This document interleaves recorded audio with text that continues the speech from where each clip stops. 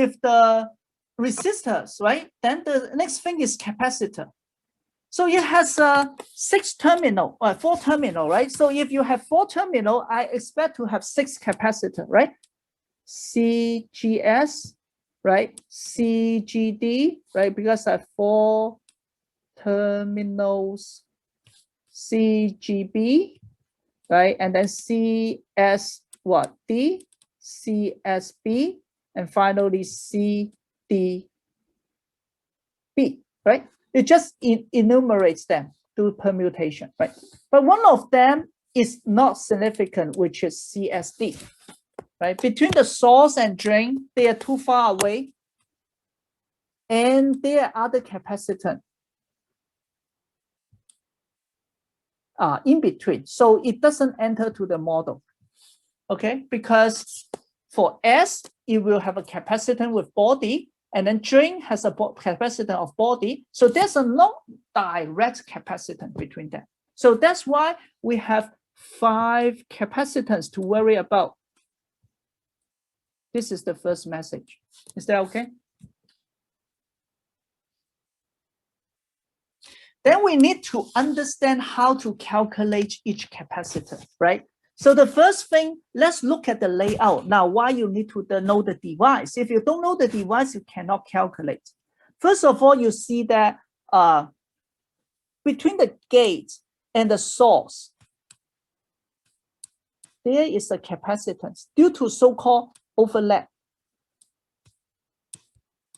This is so-called overlap capacitance. Also, between the gate and the drain, we have another capacitance. And then between the gate and the body, we also have another capacitor, right? So the gate capacitor, there are three of them in this picture. We have CGS, but this is just overlap capacitance. How do I calculate it? COS, which is the capacitance per unit area. If you forgot, COS is just TOX divided by epsilon SI. Yeah? Am I right? I think I did wrong, right? What should be the equation? Epsilon SiO2 divided by TOS. Yeah. Okay. So it is due to area. What is the area of the overlap? We need to look at the layout. What is the area of this guy? Can someone tell me?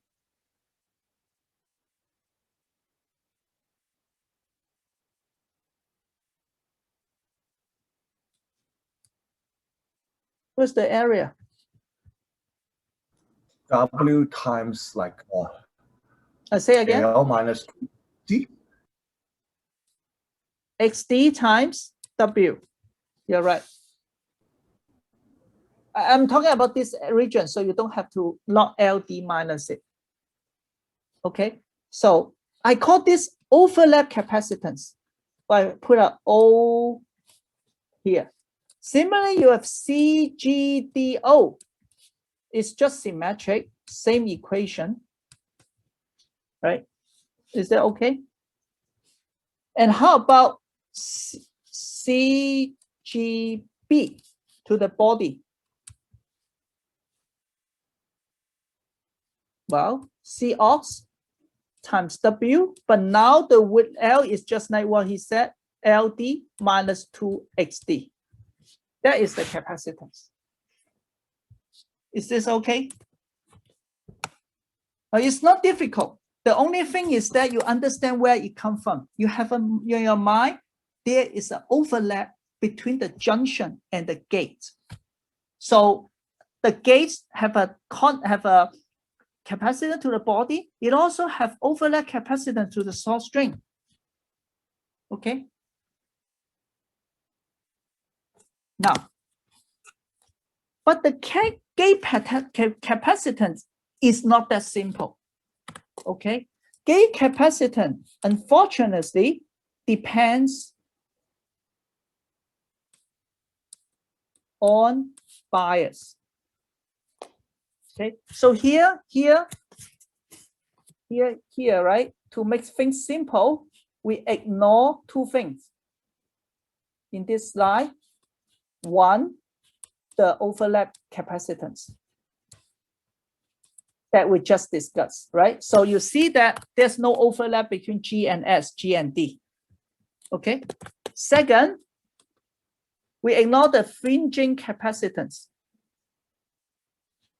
What is the fringing cap? Remember, this is a 3D structure. You have oxide here. You actually have the electric field, and this will cause a C fringe, the fringing capacitance. But we ignore it, right? Make it simple. Okay, my connection was bad. Yeah, it was cut out. Where was I? What have I explained the dependence bias already? Can you hear me? Yes, Professor. I think it got cut down in the middle. Okay, did I explain overlap capacitance? Ignore the overlap capacitance. Could you explain it once again, Professor? The voice got cut. Okay, so maybe I start from beginning. First, the gate capacitance depends on the bias, okay? But in this study, we ignore the overlap cap. You see there's no overlap between source drain and the gate, right? We also ignore the so-called fringing cap, because this is a real structure. You have air or even the oxide. So there's a capacitance going laterally like this. We ignore that. Is this okay? Can you hear me? Yes, yes, Professor. Great. Okay. And then now we start looking at the gate capacitance. Now, just now I told you the gate capacitance is what? C os times W times LD minus 2XD. But now XD is 0, right? We ignore it. So it's just C os times W LD. That's what exactly we have. But it only happened in the cutoff region. Because at that time, we don't have channel. The gate has a strong capacitance to the substrate. And there is no capacitance between GS and GD. But once we enter into an on state, but the linear region, then we have a continuous plate connecting source and drain. So the capacitance from G to the inversion layer is partitioned half into each of them. This is just a model. Half for the source, half for the drain. But when we go to saturation, including velocity saturation, right, in this class, this part is cut off because there's no electron. So we say all the capacitance is between gate and the source, okay? And the capacitance is about 2/3 of this maximum capacitance. That's how we do it. Any questions? And of course, the reason is based on geometry, right? And how you get 2/3, that is another thing. But why we don't use full one, right? Because it is cut off here.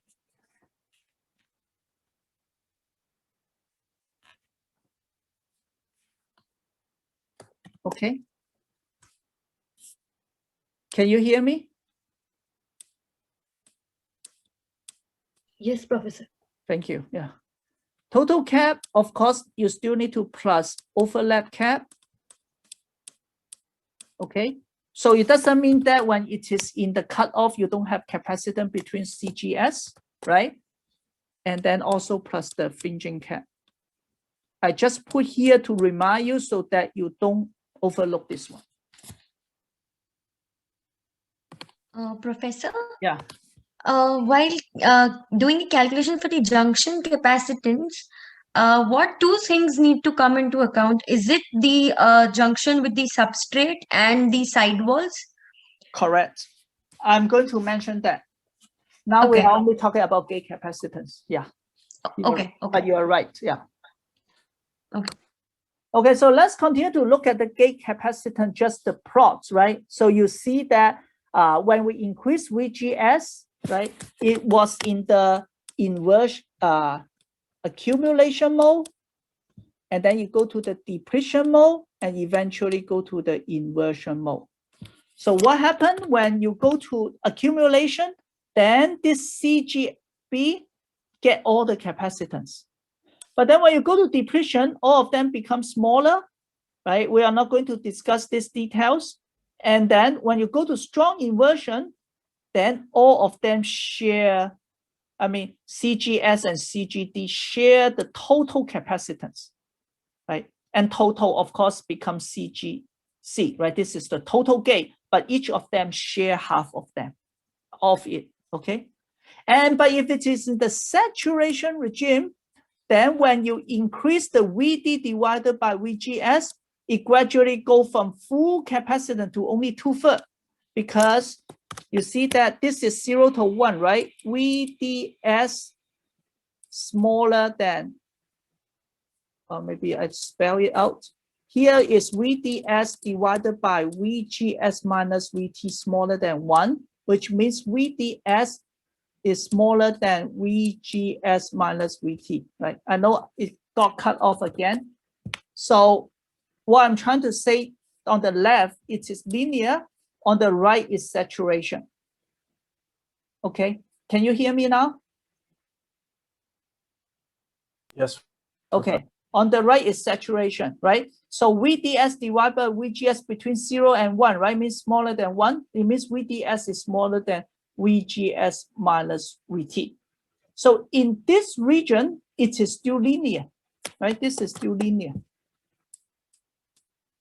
However, eventually it becomes saturated. So the K capacitance reduced from W on L C off at the linear, just like here, and then it gradually becomes 2/3. And all the capacitance goes to the source, and then the capacitance to the drain is 0. Is that clear? Any questions?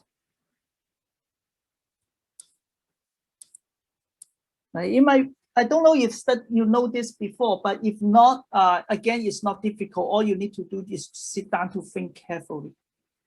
Okay, but the most important thing is gate capacitance depends on the bias. It's not constant. And this is how we measure the gate cap. You just put the current and then try to see how much charge you need to get it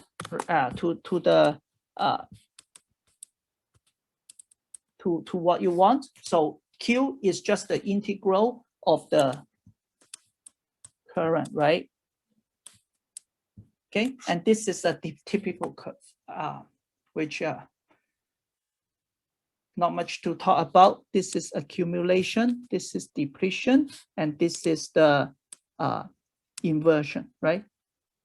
But note that now, this 2/3 of them, I mean,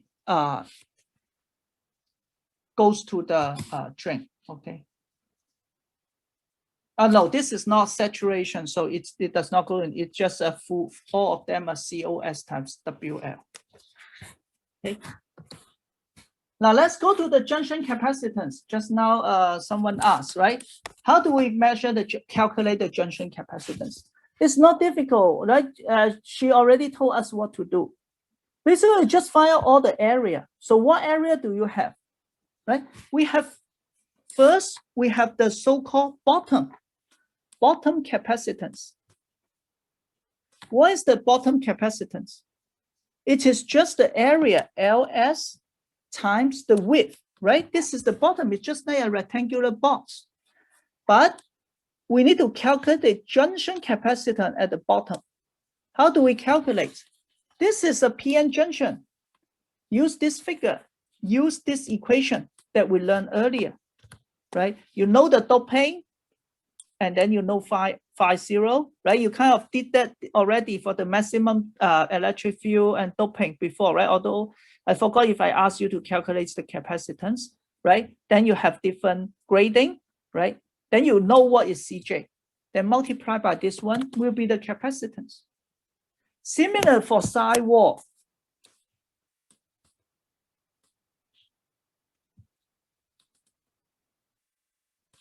Equals to what? Well, I have X straight times W.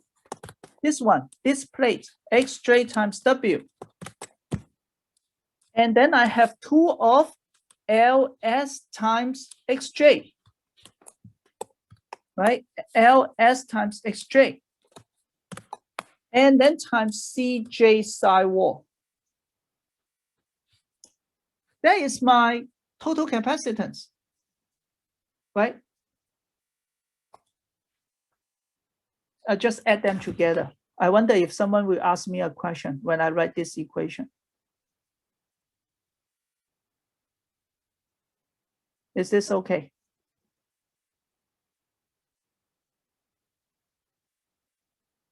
There are two questions that you may ask. Why we need different sidewall and bottom capacitance? Why don't we just put them together? Any idea?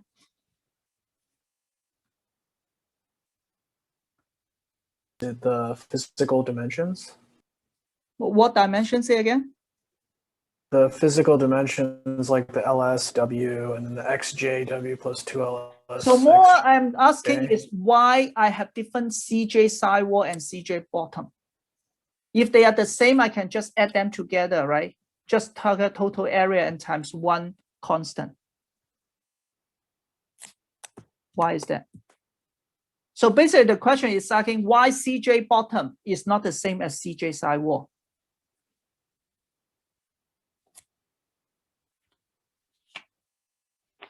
Different doping levels? Very good. Different doping because they are just in different orientation, right? In the process, they have different doping gradient. When it's going laterally, maybe pretty, I mean, depends, not constant, but very different, right? Okay. Another question is why I don't consider this plate. This is because it's more difficult. Is that because this is like we care about inversion and also there are lots of depletion in operation. Either there's inversion or depletion, full depletion. So basically, this is either not existing or very small capacitance. So we only consider this free junction. Okay. So we are done with the capacitance. Now, right, we see that, okay, now we can calculate all of them, right? In particular, I want to remind you, this includes CGDO, overlap, right? Includes CGSO.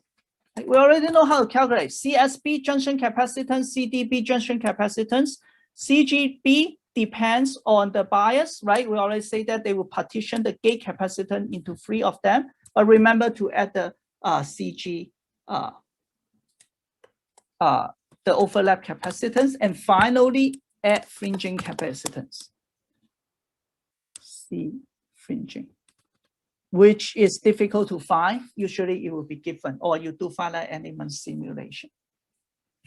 Okay. And these are just some typical